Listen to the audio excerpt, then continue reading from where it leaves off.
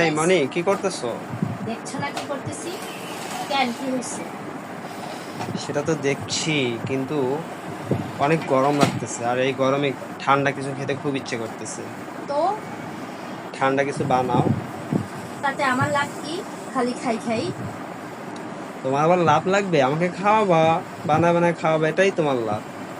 খালি বানায় বানায় খাওয়াইতেছি, কোনো তো লাভ দেখতেছি না। হ্যাঁ, এখন আমার লাভ লাগবে। আচ্ছা, কি চাও বলো। যা চাইবো তাই দিবা? হ্যাঁ বলো, কি চাও।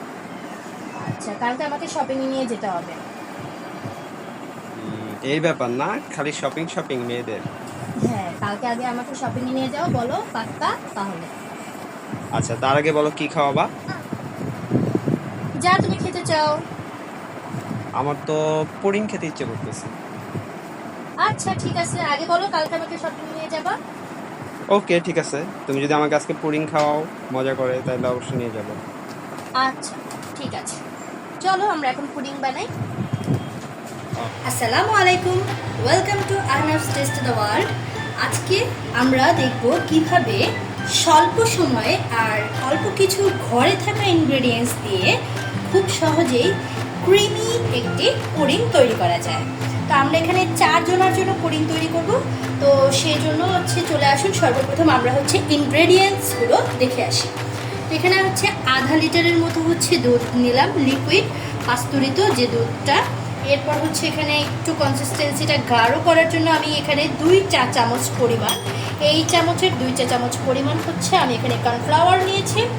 এখানে টোটাল 1 কাপের মতো সুগার নিয়েছি। এখানে 1/4 চা চামচ লবণ নিয়েছি। এরপর এখানে মিল্ক পাউডার নিয়েছি। মিল্ক পাউডার এখানে আছে টোটাল 1 কাপের থেকে একটু কম। আর এখানে মেইন যে ইনগ্রেডিয়েন্টস, আমাদের 4টা ডিম নিয়েছি। আর ফ্লেভারটাকে এনহ্যান্স করার জন্য আমি এখানে ভ্যানিলা এসেন্সটাকে ব্যবহার করেছি। এই আমার টোটাল ইনগ্রেডিয়েন্ট। পুডিং তৈরি করার জন্য আমাকে সর্বপ্রথম ক্যারামেলটা তৈরি করে নিতে হবে। আর সেই জন্য এখানে হাফ কাপের থেকে একটু কম, অর্থাৎ 1/3 কাপ পরিমাণে এখানে সুগার নিয়েছি। সেটাকে আমি ক্যারামেল করব।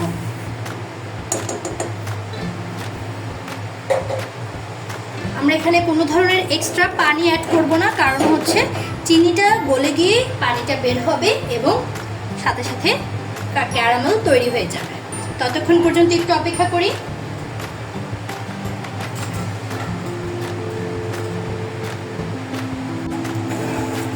এই যে আমাদের চিনিটা ধীরে ধীরে গলে আসতেছে আর হালকা বাদামি বর্ণ ধারণ করছে। আর 1 থেকে 1.5 মিনিটের মধ্যে আমাদের চিনিটা পুরোপুরি গলে ক্যারামেলে পরিণত হয়ে যাবে। ততক্ষণ পর্যন্ত আর একটু অপেক্ষা করুন।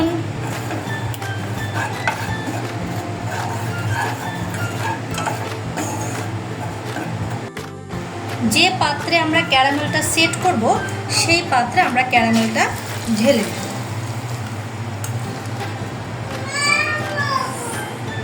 আমরা ধীরে ধীরে ক্যারামেলটাকে ঢেলে নিচ্ছি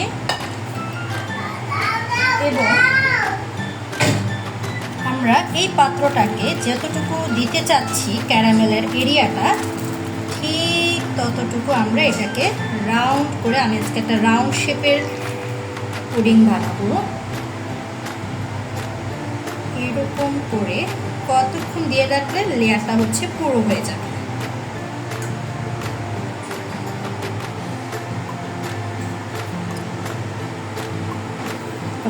এখন আমরা এটাকে পাশে রেখে দিব সেট হওয়ার জন্য। একদিকে ক্যারামেলটা সেট করতে দিয়েছি, আর সে পাশাপাশি আমি এখানে আধা লিটারের মতো লিকুইড মিল্ক নিয়েছি। সেটাকে একটু এখন ফুটিয়ে ঘন করে নিব।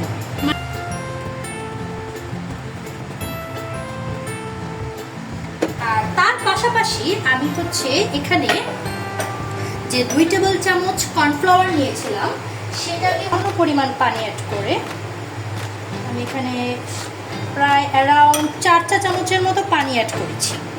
এবং সেটাকে আমি এখন এটাকে একটু গলিয়ে নিব। এর পাশাপাশি আমি এখানে আধা কাপের মতো গুঁড়া দুধ আছে, সেইটাকে একটু লিকুইড করে নিব। যাতে এখানেও কোনো ধরনের কোনো লাম্পস না থাকে। দেখতে পাচ্ছেন কীরকম ক্রিমি হয়ে যাচ্ছে। আমি একটা এক্স্যাক্টলি এরকম একটা ক্রিমি টেক্সচার চাচ্ছিলাম। এই লিকুইড মিল্কের মধ্যে পাউডার মিল্কটা অ্যাড করলে কনডেন্স মিল্কটা আর অ্যাড করা লাগে না। আর একটা বেনিফিট হচ্ছে আপনার যে পুডিংটা এতটা ক্রিমি আর এতটা ময়েশ্চার হবে, এটা যদি নিজে না ট্রাই করেন তাহলে আপনি বিশ্বাস করতে পারবেন না। তো এই হয়ে গেল আমার এটার ক্রিমি টেক্সচারটা পাউডার মিল্কের। দেন এটাকেও আমি পাশে রেখে দিব। লিকুইড মিল্কটা বলক আসার পরে আমি হচ্ছে যে আমার এখানে গুলে রাখা যে পাউডার মিল্কটা আছে সেই পাউডার মিল্কটা ধীরে ধীরে অ্যাড করে দিব।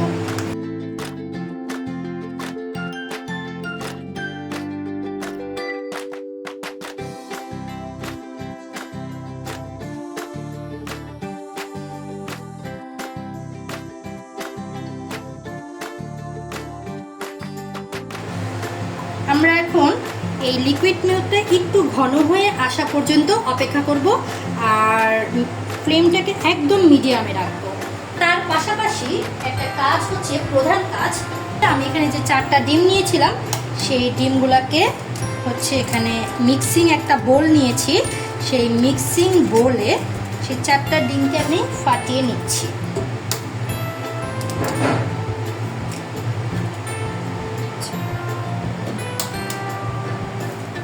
টোটাল আমার এখানে হচ্ছে 4টা ডিম, আমি 4টা ডিমকে ভালো মতো নিয়ে নিচ্ছি।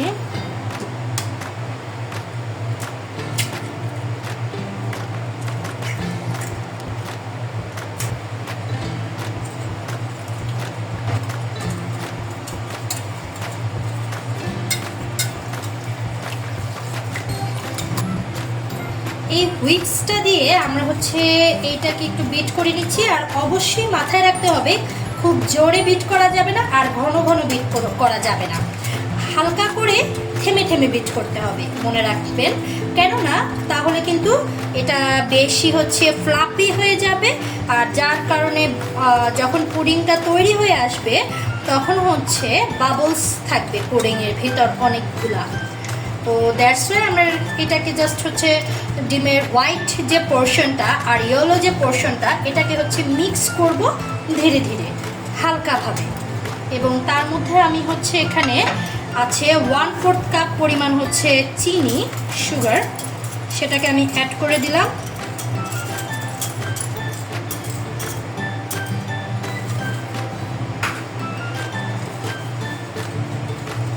চিনিটাকে বিট করিয়ে ডিমের সাথে পুরোপুরি মিক্স করে ফেলতে হবে।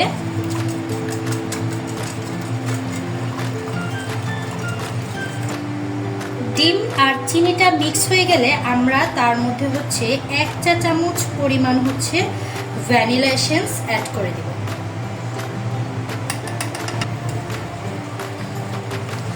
আর আমার আম্মু বলে সকল মিষ্টি জাতীয় খাবারের মধ্যে স্বাদের ব্যালেন্স ক্রিয়েট করার জন্য 1 পিঞ্চ পরিমাণ হচ্ছে লবণ অ্যাড করাটা খুবই জরুরি। তো আমিও এখানে সামান্য পরিমাণ লবণ অ্যাড করে নিলাম, 1 থেকে 1.5 পিঞ্চের মতো।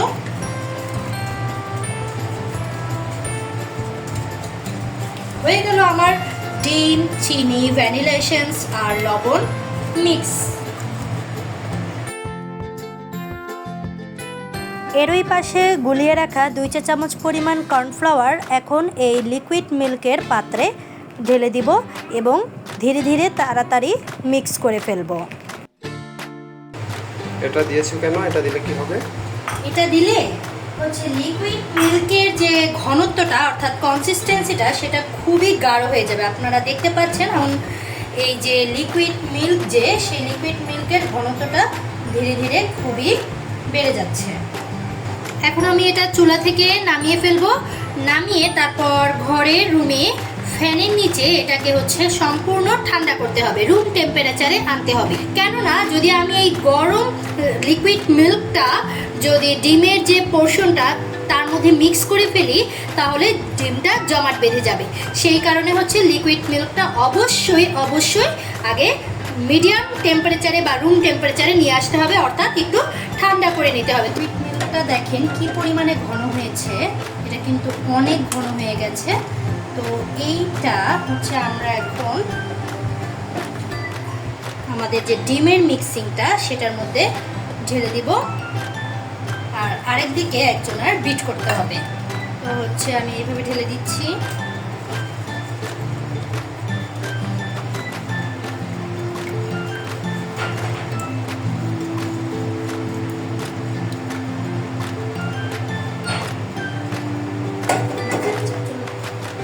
আমরা দুধ এবং ডিমের যে মিক্সারটা সেটা একত্র করে এখন হচ্ছে কিছুক্ষণ বিট করব। ভালো করে মিশিয়ে নিতে হবে দুধ আর ডিমটাকে।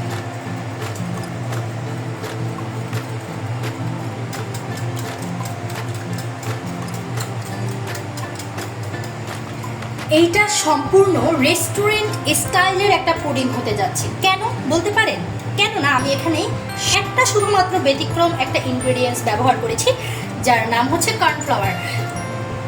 অধিকাংশ 5 স্টার 4 স্টার রেস্টুরেন্টে হচ্ছে এই কর্নফ্লাওয়ারটা ব্যবহার করে থাকে, অথবা এর পরিবর্তে আগার আগার বা জিলাটিন পাউডারটা যেটা ওটা ব্যবহার করে থাকে। তো আমার বাসার যে মানে এই পুডিংটা, এটা বাচ্চাদের জন্য হচ্ছে আমি তৈরি করছি, তো সেক্ষেত্রে বাচ্চারা যেন একটু খেতে পারে, তো সেই জন্য আমি এখানে টোটালি আগার আগার বা জিলাটিনটা অ্যাভয়েড করেছি। আর সেইটার পরিবর্তে আমি প্রক্সি হিসেবে কর্নফ্লাওয়ারটা ইউজ করেছি, যাতে কিনা হচ্ছে কনসিস্টেন্সি অর্থাৎ টেক্সচারটা যেন একটু ঘন থাকে আর ভালো মতো যেন জমাট বাঁধতে সাহায্য করে। এখানে দেখতে পাচ্ছেন লিকুইড মিল্কটা আর যে ডিমের মিক্সিং সেটা হচ্ছে সুন্দর মতো মিশে গেছে। এখানে কোনো ধরনের আর কোনো লাম্পস বা ফাঁকা কিছু নেই। তো এখন এটাকে আমরা একটা ছাঁকনির মাধ্যমে ছেঁকে আমাদের যে পাশে সেট করে রাখা যে ক্যারামেল তার মধ্যে হচ্ছে ছেঁকে নেব। এখানে যে আমার ক্যারামেল সেট করতে দিয়েছিলাম সেই ক্যারামেল সেটের উপর এখন হচ্ছে আমি ছাঁকনি দিয়ে ডিম ও দুধের যে মিক্সারটা সেটাকে অ্যাড করে দেব। ছাঁকনিটা কেন এখানে ব্যবহার করছি? কেননা হচ্ছে যাতে কোনো ধরনের যদি কোনো লাম্পস বা কিছু থেকেও থাকে সেটা যেন টোটালি ভ্যানিশ করা সম্ভবপর হয়ে থাকে। এই হয়ে গেল আমার এখানে সম্পূর্ণ এই পুডিংটা সেট করা। এখন আমরা এটাকে গ্যাসে না দিয়ে আমি আজকে সম্পূর্ণ ভিন্ন স্টাইলে দেখাবো যে পুডিংটা কিভাবে জমাট বাঁধানো যায় কারেন্টে। তো আমরা এখন রাইস কুকারে যে উপরের যে পোর্শনটা থাকে, যে আমি আজকে এইখানে আমাদের এই পুডিংটা বসাবো। আমি এখন এই জায়গাটাতে গরম করব এটা প্যানটা, দেন এইখানে রাইস কুকারে বসাবো। সেই প্রসেসিংটা আপনারা এখনই দেখবেন। আমি এখানে রাইস কুকারে প্রায় 1.5 লিটারের বেশি পরিমাণে হচ্ছে পানি নিয়েছি, যাতে হচ্ছে এটা বলক আসলে বেশি উপরে না উঠে যায়। আমি পাত্রটা ভরে কখনো পানি দিবেন না, তাহলে উপরে উঠে যাবে। আর আমি এটার উপর এটা বসিয়ে দিলাম। এরপর আমি হচ্ছে এখানে আমি কুকে দিয়ে দিব। কুকে দিয়ে দিলে আমার এটা পানিটা গরম হচ্ছে। তো আমি এটা পানিটা ঠিক 3 মিনিট 2 থেকে 3 মিনিট পর্যন্ত আমি পানিটা গরম করে নেব। দেখতে পাচ্ছেন এদিকে রাইস কুকারের যে প্যানটা আমি যেটা ভাপে রেখেছিলাম সেটা অলমোস্ট অনেকখানি গরম হয়ে গেছে। এখন হচ্ছে আমার রেডি করে রাখা যে পুডিংয়ের যে মিক্সারটা সে প্যানের মধ্যে বসিয়ে দিলাম। তারপরে হচ্ছে আবার ঢাকনা দিয়ে দিব। এই যে হয়ে গেল। রাইস কুকারে দিয়ে যে পুডিং বানাতে সর্বোচ্চ সময় লাগবে এখানে 10 মিনিটের মতো, 10 থেকে 12 মিনিট অ্যারাউন্ড। আমরা ফিরে আসছি আবার 10 থেকে 12 মিনিট পর। দেখবো এবার এই যে পুডিংটা তৈরি হয়ে গেল আমাদের পুডিং। যদি জলদি খেতে চান তাহলে 1 থেকে 1.5 ঘন্টার মতো নর্মাল ফ্রিজে রাখতে হবে। তো এখন আমরা 1 থেকে 1.5 ঘন্টা পর ফিরে আসব। তৈরি হয়ে গেল আমাদের ক্যারামেল পুডিং। এখন এটা সার্ভিং ডিশে সার্ভ করার পালা।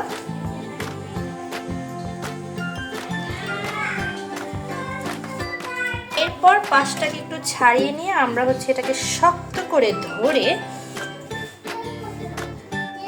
এইভাবে রেখে দেব।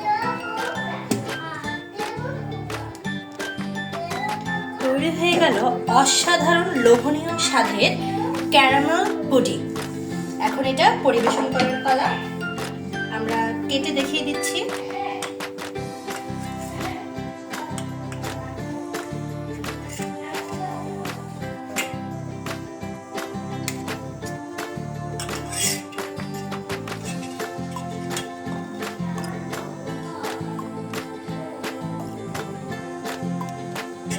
কেটে দেখিয়ে দিচ্ছি। তো স্মুথ টেক্সচার উপভোগ করুন এইরকম স্মুদি টেক্সচারের ক্যারামেল পুডিং। ধন্যবাদ সবাইকে। লাইক, কমেন্ট, সাবস্ক্রাইব এবং ফলো করে পাশে থাকবেন। আল্লাহ হাফেজ।